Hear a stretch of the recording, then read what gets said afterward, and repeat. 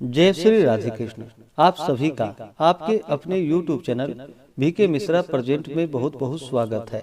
आइए आज आप सब सुनेंगे गुप्त नवरात्रि महाविद्या माता काली की कथा। इस बार गुप्त नवरात्रि का व्रत 26 जून 2025 दिन गुरुवार से शुरू है और इसका समापन जो कि 4 जुलाई को होगा। आप सभी भक्तों को गुप्त नवरात्रि की ढेर सारी शुभकामनाएं। आप सभी के जीवन में माता जगदम्बा की कृपा से आप सभी को सभी प्रकार के सुख तथा समृद्धि की प्राप्ति हो। वर्ष में 4 बार नवरात्रि का व्रत मनाया जाता है, 2 प्राकट्य नवरात्रि के रूप में और 2 गुप्त नवरात्रि के रूप में। चैत्र और आश्विन के शुक्ल पक्ष प्रतिपदा से लेकर के नवमी तक 9 दुर्गाओं का पूजन किया जाता है।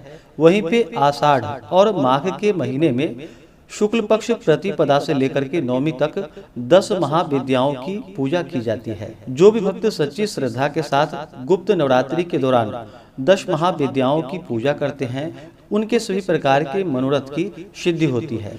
गुप्त नवरात्रि का जो कि तंत्र मंत्र और सिद्धि साधना के लिए विशेष महत्व माना गया है।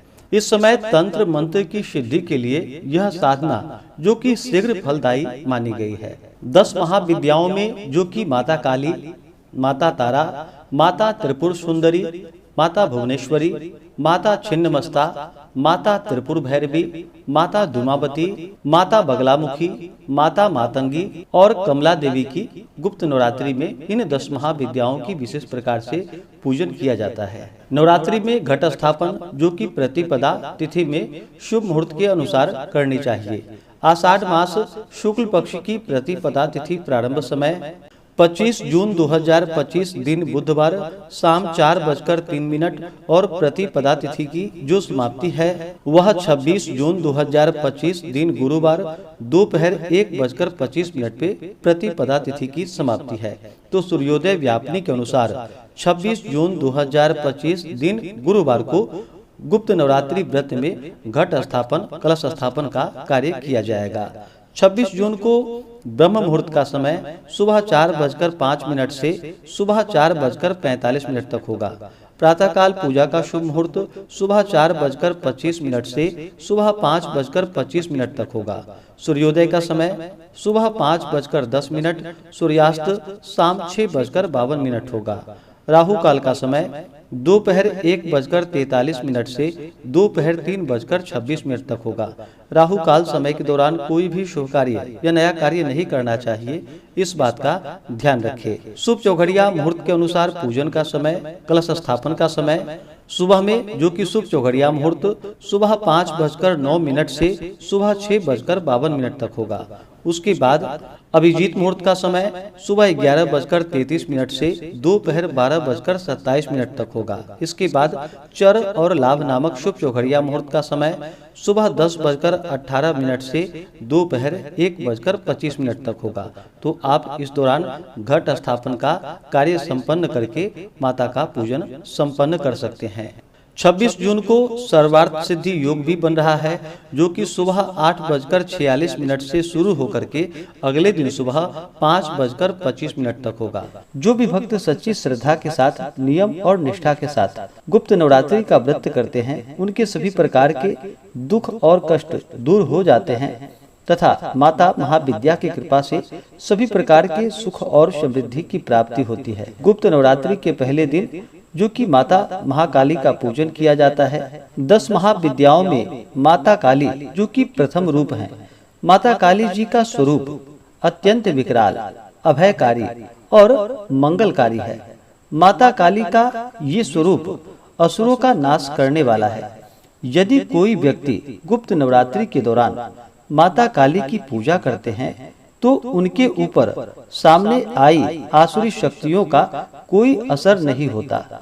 माता काली की पूजा करने वाले व्यक्तियों को रूप, यश, जय की प्राप्ति होती है। समस्त सांसारिक बाधाएं खत्म हो जाती है। माता काली ने चंड मुंड का संहार किया था, इसलिए इन्हें चामुंडा के नाम से भी जाना जाता है। माता काली अपने गले में मुंडमाला धारण करती हैं। उनके एक हाथ में खड्ग, दूसरे हाथ में त्रिशूल और तीसरे हाथ में कटा हुआ सिर होता है। माता दुर्गा ने रक्तबीज नाम के असुर का वध करने के लिए काली का अवतार धारण किया था। 10 महाविद्याओं में माँ काली प्रथम देवी हैं। गुप्त नवरात्रि में प्रथम दिन माँ काली की आराधना की जाती है। जो लोग तंत्र शक्तियाँ प्राप्त करना चाहते हैं उन्हें गुप्त नवरात्रि के पहले दिन विशेष रूप से माता काली की पूजा करनी चाहिए।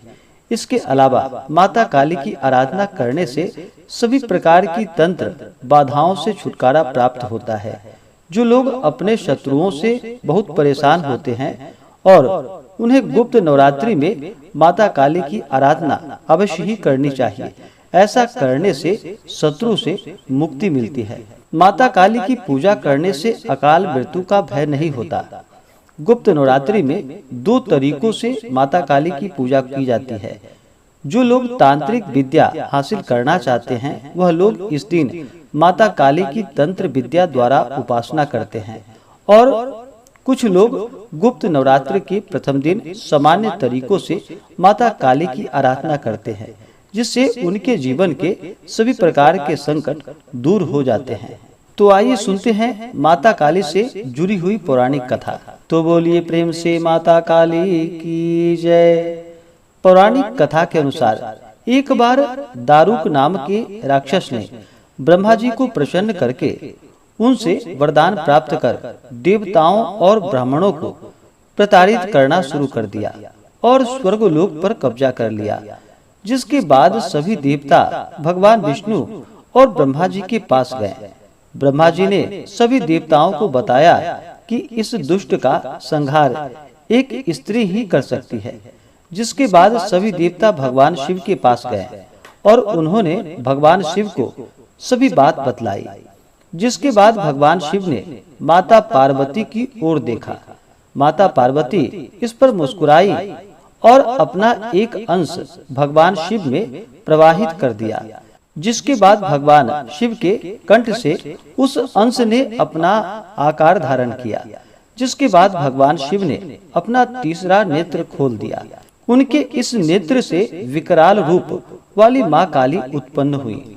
माता काली के ललाट में तीसरा नेत्र और चंद्र रेखा थी। माँ काली के भयंकर व विशाल स्वरूप को देखकर देवता व सिद्ध लोग भागने लगे। जिसके बाद माँ काली का दारुक और उसकी सेना के साथ भयंकर युद्ध हुआ। माता काली ने सभी का वध कर दिया, लेकिन माँ काली का क्रोध शांत नहीं हुआ और माता काली के इस क्रोध से संसार भी जलने लगा। जिसके बाद भगवान शिव ने एक बालक का रूप धारण किया और शमशान में लेटकर रोने लगे।